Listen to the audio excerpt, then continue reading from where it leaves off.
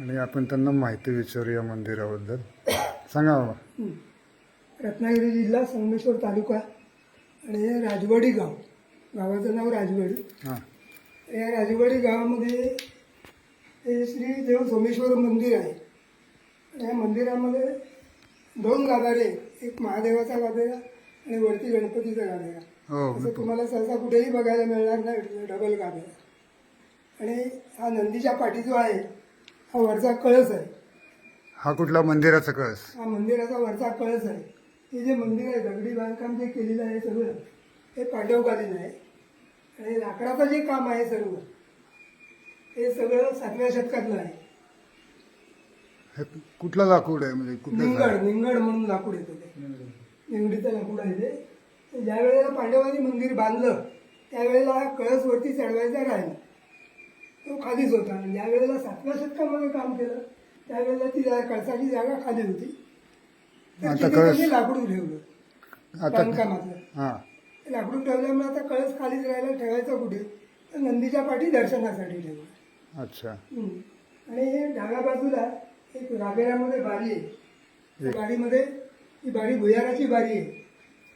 आमच्याच गावामध्ये भवानीगड म्हणून आहे, तिथे भवानीचं मंदिर आहे. तिथून शिवाजी महाराज भुयारी मार्गे अच्छा. दर्शन. ते काय विटा बंद केलं ते का? हो हो, विटा ठेवलेली आहे ती बारी, ती भुयाराची बारी आहे. अच्छा. तिथून ते शिवाजी महाराज दर्शनासाठी भुयारी मार्गे इथे दर्शन घ्यायला यायचे.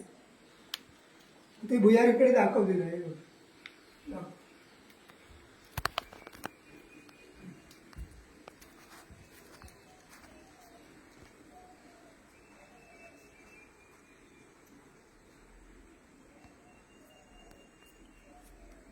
हे बघा इथे लादी ठेवलेली आहे, अशीच बारी खाली आहे. आणि त्याच्यावर भुयार हे असं येतं, इकडे लादी ठेवलेली आहे. असं येऊन त्याचं खालून भवानीगडला जातं. साधारण 3.5 ते 4 किलोमीटर आहे इथून. इथून 3.5 ते 4 जमिनीखाली किती? जमिनी आता आतमध्ये किती, आता ते शिवाजी कोणी महाराज गेलं नाही नंतर? नाही गेलेलं. आणि ही पांडवांनी व्यवस्था अशी करून ठेवली आहे की गाभाऱ्यामध्ये तर कोणीही जात नाही. तर इतर लोकांना आज जायला नाही का? पण नाही, काय असतं माहिती आहे, आता भरपूर लोक जे आहेत ना बाहेरून सगळे फिरून येणार, त्याच कप्प्याने आज जाणार. हां. आणि बाहेर सुवेराची माणसं, विटाळ्याच्या बायका, सुखाची माणसं सगळं बिझमिल्ला असतं. हां. म्हणून आज जाऊ नये त्यांकडे. देवाचं पावित्र्य राखलं पाहिजे, अच्छा. ते आपलं काम आहे. आणि ही जी पांडवांनी व्यवस्था केली तर इतर लोकांना पुढे आत जायला नाही. त्यांनी जर आंघोळ करून इथे पाणी ओतलं हां. तर ते पाणी शंकराच्या तिथे अभिषेक पत्रामध्ये जाऊन पडतं. अच्छा. इथून डायरेक्ट तिथे? इथून डायरेक्ट असं नाळीच केलेली आहे ती. आता कोणी होतच नाही म्हणून आम्ही लाईटचा पाईप ठेवलेला आहे. अच्छा. म्हणजे तो पाईपसाठी रस्ता ठेवला? पाईपसाठी रस्ता केला. त्याला आम्ही 1 दिवसाचा म्हणून एक्का म्हणतो. अच्छा. तर प्रत्येक सोमवारी येतो श्रावणाचा महिना. सोमवारी सकाळी 7ला उभा केला, मंगळवारी सकाळी 7ला आहे किंवा 7:30. 24 तास?